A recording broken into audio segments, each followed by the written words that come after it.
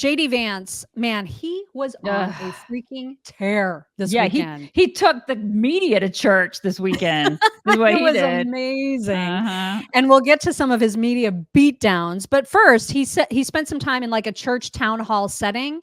And just to give you the compare and the contrast, you just saw Kamala try to pander with her pander pastor accent. Here's what JD Vance did to start out the town hall. Well, Pastor, first of all, thank you for doing this. And I appreciate everybody for having me and for having an open mind to what I'm going to say. And hopefully I'll just answer your questions as well as I can. And, I'd ask, we are in a house of God. Please spare a prayer for me and my family tonight. We certainly need it, and we need the wisdom and the courage of God. So I appreciate being here, and I appreciate everybody being interested in what I have to say. Thank you. God bless him. Right? God bless him. Yes. Just That's how him. you do a church setting. That is how you do a church setting. Yeah. And not getting up there acting like a pastor. Because you're not. Right. Everybody remembers you even had a clip of it of Hillary doing the same thing. Mm-hmm. I ain't always tired. I mean, what is it? What is with the Democrat women?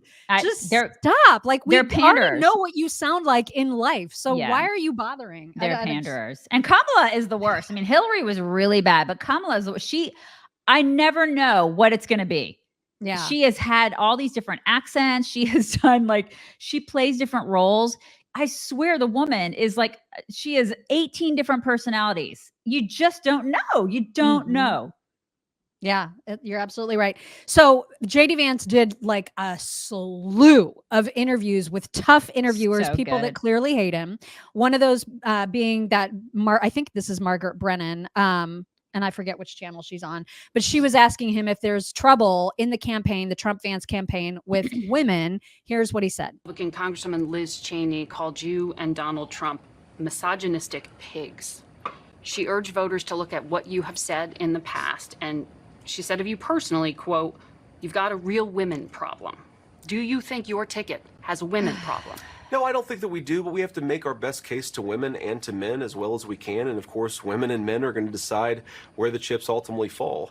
I think it's a more interesting reflection of Kamala Harris's campaign that at this late stage, she's not talking about how she can lower the price of groceries because she raised the price of groceries. She's not talking about how she can lower the price of housing because her policy saw a 40% increase in the cost of housing. She's going to Michigan with Liz Cheney, the person whose father is responsible for the deaths of millions of innocent Arabs and tens of thousands of innocent American troops, and saying effectively that if you elect me, I'm going to have the foreign policy of Dick and Liz Cheney. I don't think that message is going to fly in Michigan. I don't think it flies in Pennsylvania either. Yep. Just listen, talk about a glow up from Pence. Oh my God. This guy is a glow up. I mean, he's just so good. He's great. The more they put him out there, the more interviews he does, the better he gets. He made no mistakes this weekend. There are no mistakes to be made. This guy is flawless. He nails the dismount on all of these interviews, and they come at him. Do they ever? Oh my gosh. They tried. Kristen Welker tried. There was a couple. I'll just let these two run together without a break. But there's the first clip is about inflation, and the second is about who he has loyalty to, whether it's Trump or the Constitution. And again, these interviews get testy, and he does not back down. He's amazing. No, inflation is coming down. Let me ask you about some of what we've heard here. 25% higher, Kristen, than it was when Donald Trump left the Oval Office. Do Americans, and I think this is an important issue, if Americans feel like inflation is a solved problem, then maybe they should vote for Kamala Harris. If you feel like the price of groceries, if you feel like the price of housing is too high, if you feel like inflation is not over, then Donald Trump is your man. Right.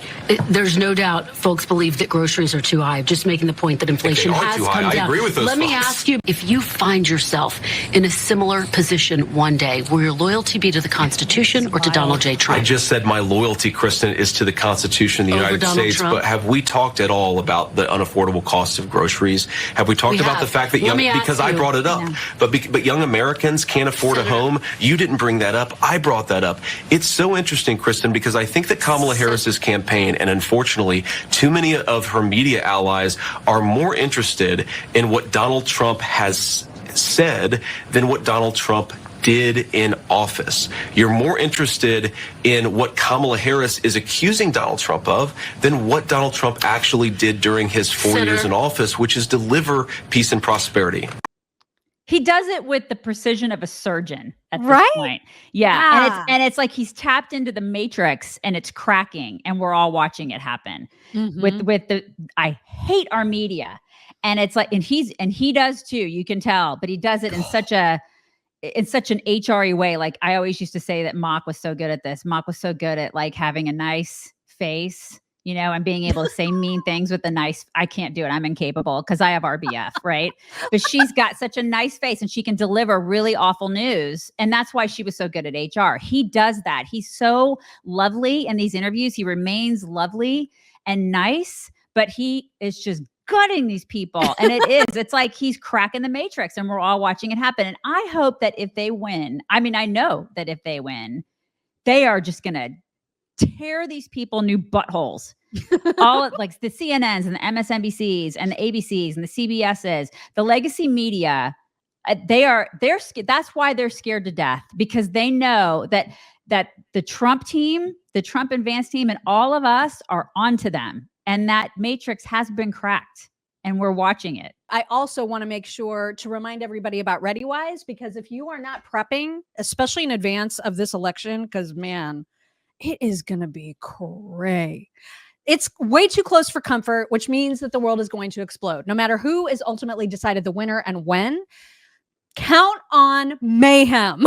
Okay. Like if you can count on anything, it's absolute chaos and mayhem. You want to be prepared for any possible situation. And part of being prepared includes being prepared with emergency meals. And that is what ReadyWise is the expert at. They have all kinds of different lengths of emergency food kits that will keep you for 72 hours, for 30 days, for 3 months, or even more. And they have not just like bundles of actual food that includes breakfast, lunches, and dinners, but they also have like the 120 serving freeze-dried fruit or vegetable buckets. They have these ReadyWise instant meals that don't even require heat. They just require water.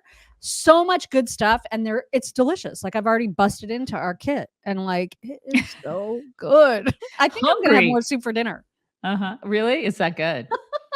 It is so good. You need to invite the neighbors over this time. I need to invite like all the neighbors because it feeds a ton of people. So check it out. Visit ReadyWise.com. Use promo code CHICKS20, that's CHICKS20 at checkout, and you will get 20% off your entire order at ReadyWise.com. I mean, the worst, like, because I was trying to see, well, what is the liberal reaction to his performance on these various news shows? And we'll get to we're saving the best for last. But a lot of people were just saying he's so mean. Oh like, my gosh. He's just so belligerent and mean and combative. And I'm like, I see the opposite.